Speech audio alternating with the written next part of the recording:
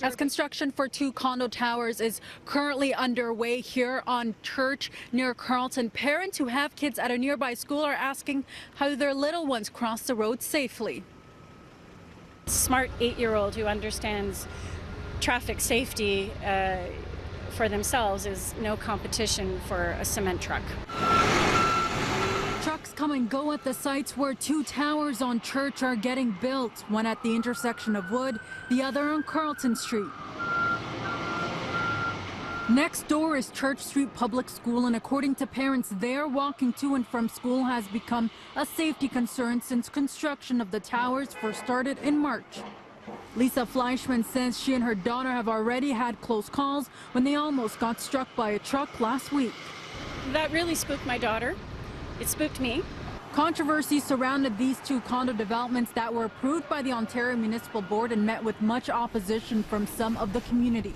Part of the developer's promises, according to parents, was to have 2 crossing guards manning the 2 intersections on Church during rush hour, but they say that hasn't been happening. Nobody's stepping out with a stop sign and a whistle saying, stop your traffic until these people have crossed.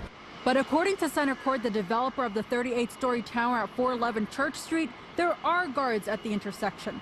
A spokesperson says they attempted to deliver on their promise, but the school wasn't able to supply the crossing guards that they agreed to pay for.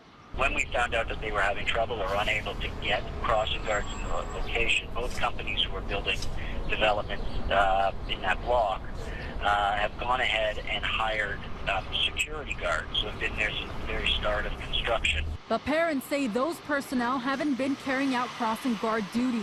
I wish that they could be trained crossing guards that take the kids across the street. Tribute Communities, the other developer, says the companies ended up hiring a private firm to staff the crossing guard positions, adding in a statement communication was a factor. The instruction that was given was to be more of a coordinator in terms of guiding people across the road. We corrected that and were advised by the firm that as of Monday, they would be performing more conventional crossing guard services like carrying stop signs across the road and assisting the pedestrians across the intersections. Tribute needs to stay on top of them and ensure they're doing their duties as hired to do. Parents say they want the crossing guards to be more visible and more involved at these intersections. If you have paid duty officers or well-trained crossing guards with actual stop signs and whistles, people will heed to those traffic laws. We received this story tip through a City News viewer. If you have a story idea you'd like us to pursue or see news in the making, here's how to contact us.